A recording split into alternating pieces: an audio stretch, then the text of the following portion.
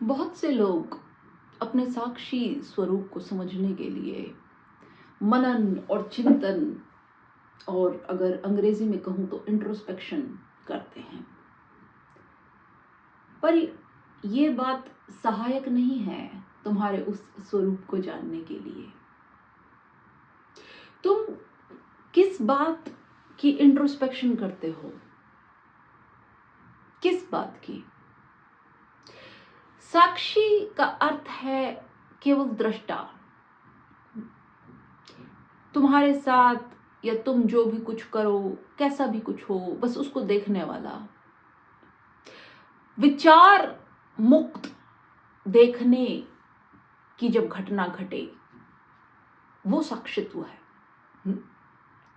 लेकिन जब तुम इंट्रोस्पेक्शन करते हो, जब तुम उसके बारे में सोचोगे, अच्छा मैं अब अपने साक्षित्व में हूं, अब मैंने नहीं सोचा कुछ या ये वो, ठीक है, अपनी ही बात को जब अलग अलग ढंग से खुद को ही समझाओगे तो ये क्या है?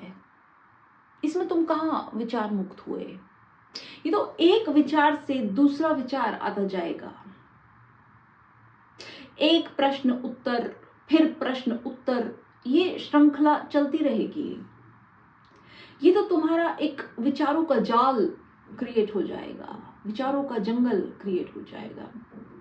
यहां तुम्हें विचारों से मुक्ति थोड़ी मिलेगी। यहां कैसा दृष्टा? नहीं, ये तो सिर्फ मन है। ये तुम्हारा मन तुम्हें धोखा देगा साक्षी होने का, दृष्टा होने का, और उसे नाम देंगे इंट्रोस्पेक्शन का, जानने का, सवाल जवाब का। साक्षी का अर्थ है केवल इतना कि तुम विचार मुक्त हो सको और जो चीज जैसी है उसे बिना तुलना के, बिना किसी घाट बांध के, बिना किसी संबोधन के, बिना किसी विपरीत के, बिना किसी पोलैरिटी के, उसके सही स्वरूप में, असली स्वरूप में उसको देख सको, बस। लेकिन जब तुम किसी बात पर चिंतन करते हो और फिर चाहे वो चिंतन साक्षित्व को ही लेकर क्यों ना हो, फिर तो ये घटना नहीं घटती, फिर तो तुम उस बारे में विचार करते हो। फिर तो तुम उसके बारे में एक धारणा क्रिएट कर रहे हो कि मैं ये ठीक कर रहा हूं कि मैं ये गलत कर रहा हूं। नहीं, साक्षी का तो अर्थ है इस बात से ही बिल्कुल अलग हो जाना, सही और गलत से ही बिल्कुल अलग हो जाना, हर धारणा से बिल्कुल अलग हो जाना। इंट्रोस्पेक्शन साक्षित्व में बिल्कुल सहायक नहीं है। शुरुआती चरण में बात को समझना और बात है, लेकिन इसको पकड़ के लेके चलते चले जाना नहीं, ये तुम्हें धोखा देगा कि तुम अपने दृष्टा को उभार रहे हो, पर ऐसा कुछ नहीं हो रहा है। तुम्हारा सिर्फ मन तुम्हें धोखा दे रहा है और कुछ नहीं। जब तुम एक फूल को देखो या सुबह उगते हुए सूरज को देखो या रात को तारों को देखो, चांद को देखो, कुछ भी देखो, बस देखो। उसको नाम भी मत दो कि ये सूरज है, कि ये गुलाब है, कि ये चांद है, कि ये तारे हैं, कि ये क्या है। तुम बस देखो। अपने भीतर ये भाव मत लाओ कि ये चीज सुंदर है, कि ये कुरूप है, कि ये क्या है। ये विचार है। ये विचार है, तुम्हें इन विचारों को हटाना है और वो विचार तुम्हारे स्वतः हटेंगे। ये नहीं तुम सोचो कि नहीं मैं कोई विचार नहीं लाऊंगा, ऐसा नहीं। वो स्वतः हटेंगे जब तुम्हारे भीतर उस साक्षी का धीरे धीरे जागरण होगा, तब वो अपने आप सरकेंगे। तुम्हें सरकाना नहीं है उन्हें। जब तुम उन्हें सरकाते हो तब तुम नहीं सरका रहे, तुम्हारा मन है वो। जिस चीज को तुम हटाओगे उस चीज की जगह कुछ और ले लेगी। इसलिए तुम छेड़ो मत, तुम छेड़ो मत, तुम बस देखो। जो विचार आ रहे हैं उन्हें भी देखो, जो जा रहे हैं उन्हें भी देखो। एक अवस्था आएगी जब इन विचारों के बीच में जो गैप है वो फैलने लगेगा। पहले हर सेकंड विचार आता था, हर मिनट विचार आता था। अब इन विचारों में 2-2, 3-3 मिनट का गैप होने लगा। अब इन विचारों में 5-5 मिनट का गैप होने लगा, 10-10 मिनट का गैप आने लगा। जब तुम पूर्णतः अपने साक्षित्व में उतरोगे तब धीरे धीरे निर्विचार की स्थिति आएगी।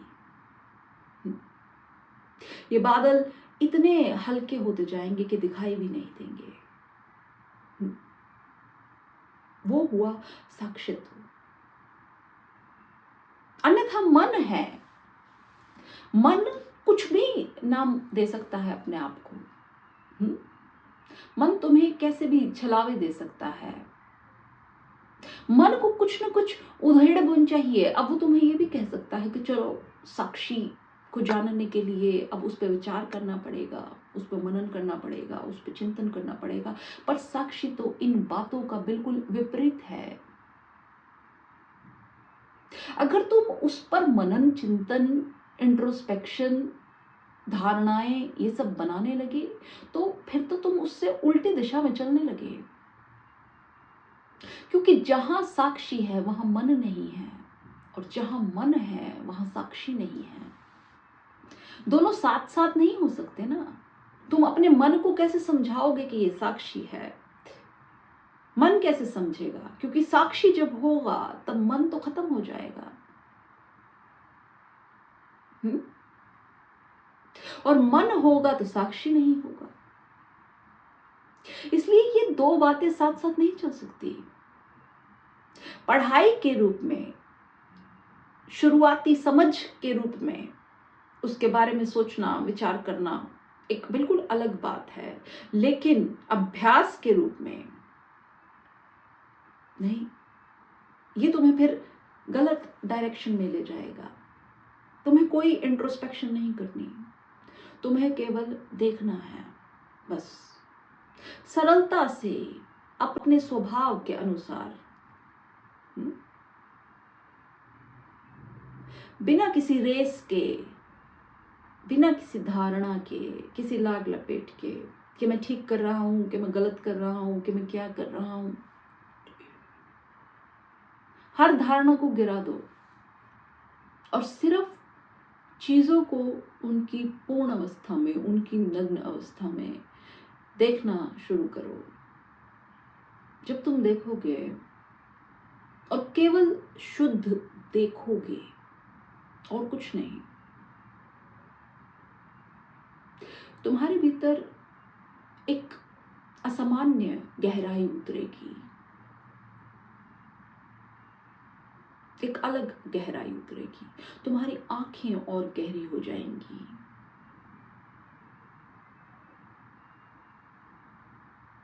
लोगों को तुम्हारी आंखों में देखने से भय प्रतीत होगा। अतल आंखें हो जाएंगी तुम्हारी, क्योंकि उन आंखों के पीछे कुछ नहीं है, कोई विचार नहीं है। वो आंखें खाली हैं, वो आंखें बिल्कुल सूनी हैं। बिल्कुल खाली आंखें। वो आंखें अपना प्रयोग केवल देखने के लिए करती हैं, विचार बनाने के लिए नहीं करती। तब तुम्हारा कोई जुड़ाव जुड़ता है उस साक्षी से। बैठे बैठे सोचते रहो, मैं ये ठीक कर रहा हूं कि मैं ये गलत कर रहा हूं, कि मैं क्या कर रहा हूं। ये उससे उल्टी दिशा है। तुम्हें तो इन स्थितियों के पार होना है। सही और गलत और सुख और दुख और मान और अपमान और सफलता और असफलता नहीं। तुम्हें केवल इनके देखने वाला होना है। जब तुम इनके देखने वाले हो जाओगे तब तुम्हें समझ आएगा कि ये दोनों पलड़े एक जैसे ही हैं। सफल भी ऐसा ही है, असफल भी ऐसा ही है, मानी भी ऐसा ही है, अपमानी भी ऐसा ही है, धनी भी ऐसा ही है, निर्धन भी ऐसा ही है। और तो और ज्ञानी भी ऐसा ही है, अज्ञानी भी ऐसा ही है। वो जो परम अवस्था है वहां पर तुम्हें ज्ञान और अज्ञान का भेद भी मिटता नजर आएगा,